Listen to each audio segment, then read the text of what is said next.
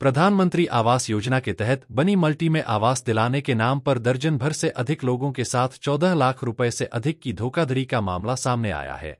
आवास रीसेल करने के नाम पर यह रकम ली गई और फरियादियों को कुछ निगम की फर्जी रसीदें भी दी गई। इस धोखाधड़ी का शिकार हुआ एक दंपत्ति आज एसपी ऑफिस जन सुनवाई में पहुंचा और पुलिस से मदद की गुहार लगाई।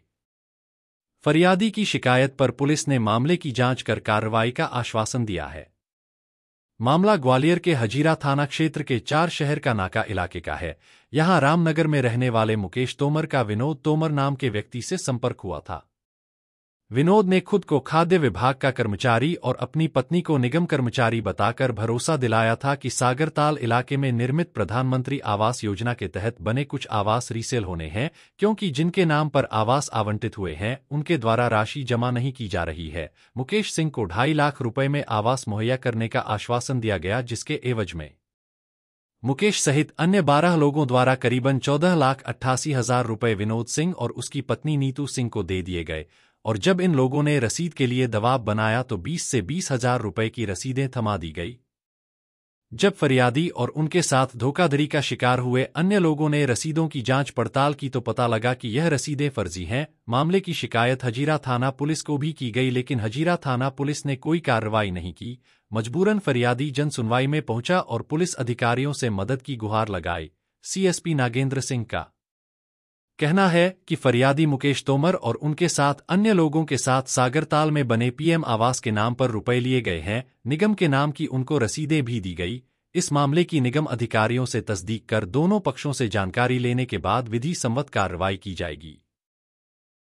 मेरा नाम मुकेश सिंह तोमर है। ये विनोद तोमर नाम का है, विनोद लड़का है। इसके पिताजी का नाम रामफल सिंह तोमर है। ये हमसे चुनाव, जब लोकसभा चुनाव थे उस समय मिला था। इसने घर वगैरह भी अपना दिखाया था। रामनगर इंदिरा नगर में रहता है, ये वार्ड नंबर 7 में। इसने बोला था कि प्रधानमंत्री आवास योजना के मकान जो सागरताल फेज़ 2 में हैं वो रीसेलिंग हो रहे हैं। जिन लोगों ने 2018 में किस्तें मकान लिए हैं, 20-20 हज़ार रुपये भरे, उसके बाद कोई किस्त नहीं भरी हैं। तो ये मकान मेरे को और मेरी मिसेज को, नीतू सिंह को, दोनों को एसडीएम साहब ने रीसेलिंग के लिए बोला है कि आप इनको रीसेलिंग करवाओ। तो 2.5 लाख रुपए में 2.5 लाख रुपए में इसने हमको बताया और नगद पेमेंट इनका जमा होगा, कोई अकाउंट में नहीं होगा और किसी कोई चेक द्वारा नहीं होगा।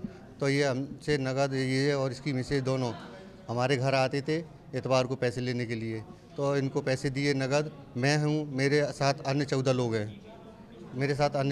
हैं, उन लोगों के इन पे 14,88,800 रुपये नगद कैश पहुँच गया है।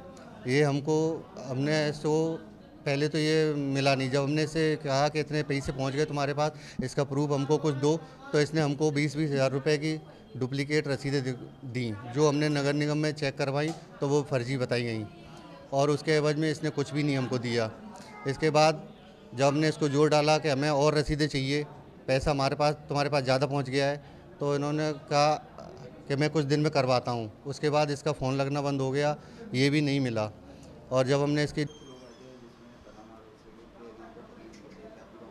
आज जनसुनवाई के दौरान एक महिला फरियादिया के द्वारा एक आवेदन प्रस्तुत किया गया। उसमें बताया गया कि सागरताल मल्टी का आवंटन को लेकर कुछ लोगों ने उनसे पैसे लिए। आवेदन के साथ नगर निगम की कुछ रसीदें भी संलग्न। पुलिस उनकी तस्दीक करेगी। नगर निगम से भी पत्राचार करके जानकारी प्राप्त करेंगे कि क्या वो आवेदन और जो रसीदें, क्या उनके नाम से कोई आवास आवंटन हुआ है नहीं हुआ। जाँच करने के बाद कार्रवाई। उन्होंने बताया कि आवेदन है वो जो रसीदें दी गई हैं वो फर्जी रसीदें हैं, उनकी तस्दीक करेंगे नगर निगम से हम लोग, और किन लोगों ने पैसे लिए उनसे पूछताछ करेंगे। इसमें कई लोग भी और शामिल हैं। बात पता चलेगी इन्वेस्टिगेशन में।